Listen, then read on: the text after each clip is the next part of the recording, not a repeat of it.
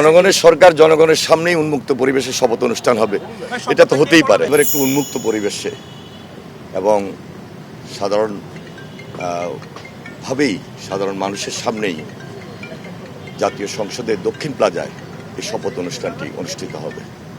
এই ব্যাপারে আমরা সর্বাত্মক সহযোগিতা করছি, সমন্বয় করছি দলের পক্ষ থেকে। আমরা বিশ্বাস করি যে একটা দায়িত্ব এবং এই দায়িত্বটুকু খুব কঠিন এবং আমাদের উপর একটা আমানত।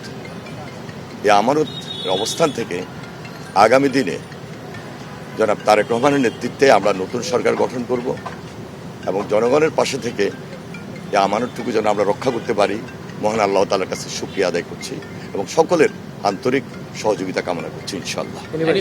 একটা প্রশ্ন করতে চাই, সেটি হচ্ছে যে বিদ্যমান সংবিধান অনুযায়ী নিয়ম হচ্ছে যে আপনারা মন্ত্রী পরিষদের শপথ আর হচ্ছে সংসদ সদস্যদের শপথ, এই দুইটা শপথ গ্রহণ করার বিধান রয়েছে। তো সেই ক্ষেত্রে জুলাই সনদের ব্যাপারে আসলে যদি শপথের চিন্তা ভাবনা থাকে, আপনাদের ওপিনিয়ন কি বা আপনারা আসলে এই ব্যাপারে কি বলতে চান? দেখুন, এই ব্যাপারে তো ইতিমধ্যে জুলাই সনদের ব্যাপারে একটা হা না ভোট হয়েছে এবং সেখানে হা জয়যুক্ত হয়েছে। পরবর্তীতে যে করণীয়, এটা পার্লামেন্টে আলোচনার মধ্য দিয়ে নির্ধারিত যে আলোচনাগুলো সমাপ্তকরণ, এবং সেটা আমার মনে হয় খুব একটা কঠিন হবে না। গতকালকে আপনারা লক্ষ্য করেছেন আমাদের চেয়ারম্যান জনাব তারেক রহমান ইতিমধ্যে বিরোধী দলের যারা রয়েছেন তাদের সঙ্গে আলোচনা করেছেন, একটা সৌজন্য সাক্ষাৎ। এরপরও তো কিছু কাজ থাকে যে আলোচনাগুলো পার্লামেন্টে হবে, পার্লামেন্টের বাইরেও হবে। সে আলোচনা করার মধ্য দিয়ে একটা সমন্বয়ের মাধ্যমে সব কিছুকে সম্মান এবং শ্রদ্ধার জায়গা রেখেই আমরা সমাপ্ত করবো ইনশাল্লাহ। সংবিধান সংস্কার পরিষদের সদস্য হিসেবে আপনারা শপথ নেবেন কিনা, কারণ জুলাই সনদে গণভোটের মাধ্যমে একটা পাস হয়ে আসছে। সংবিধান সংস্কার পরিষদ আমার মনে হয় আমি বলার চেষ্টা করেছি, আমার মনে যদি বুঝে থাকেন যে জাতীয় সংসদে সেই আলোচনাগুলা এবং এর পাশাপাশি যারা বিরোধী দলীয় নেতৃবৃন্দ আছেন তাদের সঙ্গে আলোচনা করেছেন আমাদের চেয়ারম্যান জনাব তারেক রহমান, এটা খুব সহজ হবে, খুব কঠিন কাজ হবে না ইনশাআল্লাহ। বিদেশি অতিথিদের মধ্যে কারা কারা আসছেন? মানে অনেকেই দাওয়াত করেছেন বিদেশি মেহমানদের মধ্যে 13টি দেশ ইতিমধ্যে তাদের প্রতিনিধি আসবেন। কোনো দেশের প্রধানমন্ত্রী আসবেন, কোনো দেশের পররাষ্ট্রমন্ত্রী আসবেন, স্পিকার মহোদয়রা আসবেন এবং অন্যান্য যারা আছেন ডেলিগেট হিসাবে তারা অংশগ্রহণ করবেন।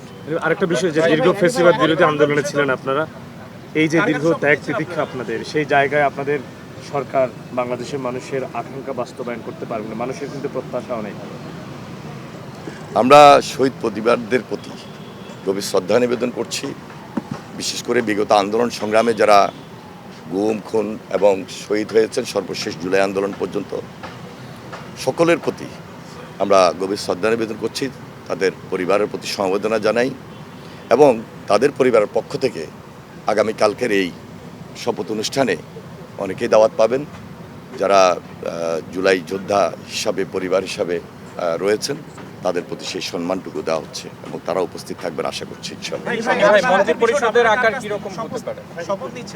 আরেকটা যুক্ত প্রশ্ন, সেটা হচ্ছে যে আপনারা যে উন্মুক্ত হবে এবারে রেওয়াজ কি করে বাইরে করছেন, এটা কি কোনো কারণ আছে কি? জনগণের সরকার জনগণের সামনেই উন্মুক্ত পরিবেশে শপথ অনুষ্ঠান হবে, এটা তো হতেই পারে।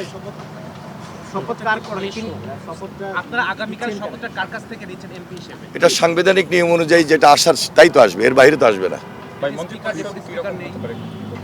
এটা আমার মনে আরেকটু অপেক্ষা করা দরকার আমাদের, যে সংসদীয় নেতা তিনি শপথ নেবেন, নেওয়ার পর উনি ভালো সিদ্ধান্তটুকু দিবেন আল্লাহর হুকুম ইনশাআল্লাহ।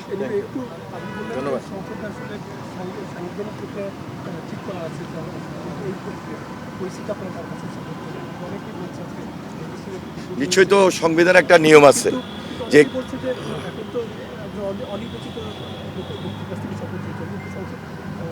আমার মনে একটু অপেক্ষা করেন, সাংবিধানিক যে রাইট, সেই রাইটের প্রতি আমরা সম্মান জানাই, গুরুত্ব দিই এবং যথেষ্ট শ্রদ্ধার জায়গা থেকে এখানে একটা আনুষ্ঠানিকতা হবে এবং সেটার প্রতি আমরা সর্বোচ্চ যে দায়িত্ব বা সম্মান সেটাকে আমরা প্রদর্শন করি।